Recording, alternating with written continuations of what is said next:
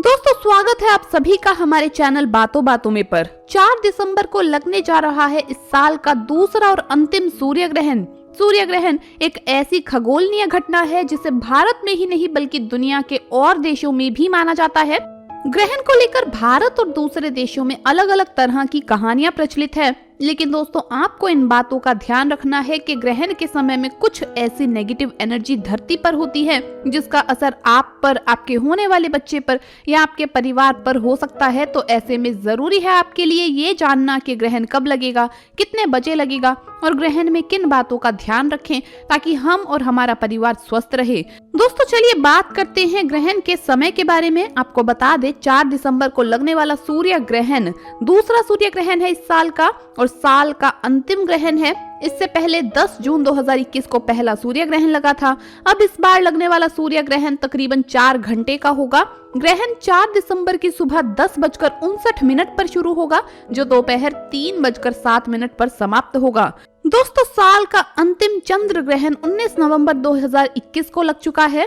15 दिनों के अंदर अब ये दूसरा ग्रहण आ रहा है। ज्योतिष में इतने कम समय के अंतराल पर पड़ने वाला ग्रहण अशुभ माना जा रहा है।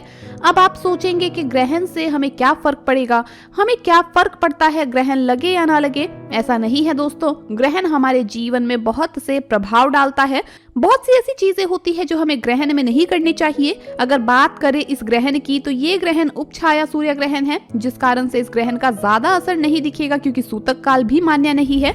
उपछाया ग्रहण होने के कारण इसका सूतक काल मान्य नहीं होगा। वैसे तो चंद्र ग्रहण से 9 और सूर्य ग्रहण से 12 घंटे पहले सूतक काल लग जाता है, लेकिन अगर ग्रहण उपछाया सूर्य ग्रहण हो तो उस समय पर सूतक काल मान्य नहीं होता, इसीलिए इस ग्रहण में सूतक काल नहीं लगेगा। उपछाया सूर्य ग्रहण का मतलब है कि ये ग्रहण भारत में देखने को नहीं मिलेगा। ये सूर्य ग्रहण अंटार्कटिका, दक्षिण अफ्रीका, ऑस्ट्रेलिया और दक्षिण अमेरिका में दिखाई देगा। इस ग्रहण को भारत में नहीं देखा जा सकेगा और इसी वजह से इसका सूतक काल भी मान्य नहीं होगा। उपछाया सूर्य ग्रहण होने के कारण इस ग्रहण का ज्यादा असर हम पर तो नहीं होगा, लेकिन फिर भी कुछ ऐसी बातें हैं जिनका ध्यान रखा जाए तो वो ज्यादा अच्छा होता है, क्योंकि ये 4 ही घंटे हैं जिसके अंदर आपको कुछ बातों का ध्यान रखना है और अगर आप उन बातों का ध्यान रखते हैं तो आप पर ग्रहण का असर नहीं होगा। अब आप कहेंगे कि ग्रहण का असर हमारे ऊपर कैसे हो सकता है, ये सूरज तो इतनी दूर है, ये चंद्रमा तो बहुत बहुत दूर है हमसे, तो भला इनका असर हमारे ऊपर कैसे होगा। तो दोस्तों याद कीजिए वो समय जब हम ये पढ़ते थे कि जब भी ग्रहण आता है तो उस समय ज्वार बाटा, जिसे अंग्रेजी में टाइड कहा जाता है, समुद्र में आता है। उस समय समुद्र में बड़ी बड़ी लहरें उठती हैं। समुद्र तो हम जानते ही है कितनी बड़ी चीज है। समुद्र की गहराई को इंसान अभी तक भी नाप नहीं पाया। पूरे समुद्र का हम 1 या 2% भाग ही अब तक देख पाए हैं, यानी कि समुद्र कितना बड़ा है ये बात हम जानते हैं, लेकिन फिर भी इस समुद्र को ये सूरज और ये चंद्रमा हिला सकते हैं। जब भी ग्रहण होता है तो आपने देखा होगा समुद्र में बड़ी बड़ी लहरें उठती हैं। ये लहरें क्यों उठती है? क्योंकि उस समय पर सूर्य और चंद्रमा कुछ ऐसी पोजीशन में होते हैं जिससे धरती पर कोई ऐसी फोर्स लगती है जिससे कि इतने बड़े समुद्र का पानी भी हिल जाता है। इसीलिए इस ग्रहण का असर हम हमेशा कहते हैं हर जीव पर होता है, आपको चाहे महसूस हो या ना, लेकिन इसका असर मानसिक और शारीरिक तौर पर हम सभी पर होता है। तो इसीलिए दोस्तों ध्यान रखा जाता है कि जब भी हमारा जन्म हुआ हो उस समय पर ग्रहों की दिशा क्या थी। हमारी धरती के आसपास हम जानते हैं कि 9 ग्रह है।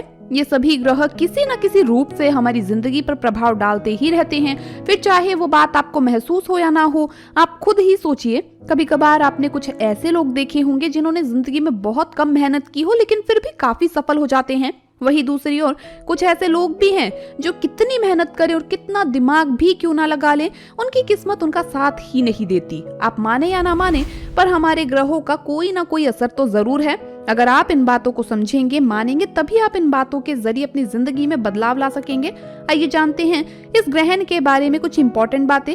इस ग्रहण के दौरान आपको कुछ बातों का ध्यान रखना है, जिसमें कि प्रेग्नेंट लेडीज को खास करके कुछ बातों का ध्यान रखना है। ग्रहण शुरू होने से पहले अपने खाने पीने की सारी चीजों में आपको तुलसी का पत्ता डाल देना चाहिए ताकि आपके घर का खाना बिल्कुल भी खराब ना हो। खाने के अंदर तुलसी का पत्ता डालकर उसे ढककर जरूर रखें। इसके अलावा ग्रहण होने से पहले आप ये सुनिश्चित करें कि आप अपने घर में ही रहें। घर के बाहर आप उन 4 घंटों में बिल्कुल भी ना निकलें, क्योंकि ऐसा करने से ग्रहण का जो बुरा असर है आप पर हो सकता है। बुरे असर से मेरा मतलब है जो उस समय की नेगेटिव एनर्जी जो पूरे ब्रह्मांड में है वो आप पर गहरा असर डाल सकती है।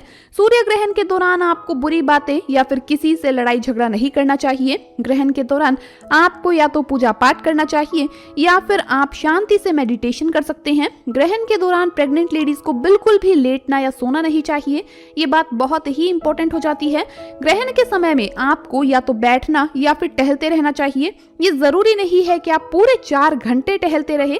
आपको जितना समय बैठना है बैठ जाइए, जितना समय टहलना है टहल सकते हैं। आपको पैर सीधे रखने हैं, फोल्ड नहीं करने। ऐसा करने से आपके बच्चे पर ग्रहण का बुरा असर नहीं पड़ेगा। दोस्तों, ग्रहण के दौरान और भी कई बातें हैं जिनका ध्यान रखना जरूरी है, इसीलिए इस वीडियो को पूरा देखते रहिए, क्योंकि ग्रहण के दौरान की गई सारी गलतियां ही होने वाले बच्चे की जिंदगी पर असर डालती है। कभी कभार आपने देखा होगा कि पैदा हुए बच्चे की बॉडी पर कट के निशान या जलने के निशान होते हैं।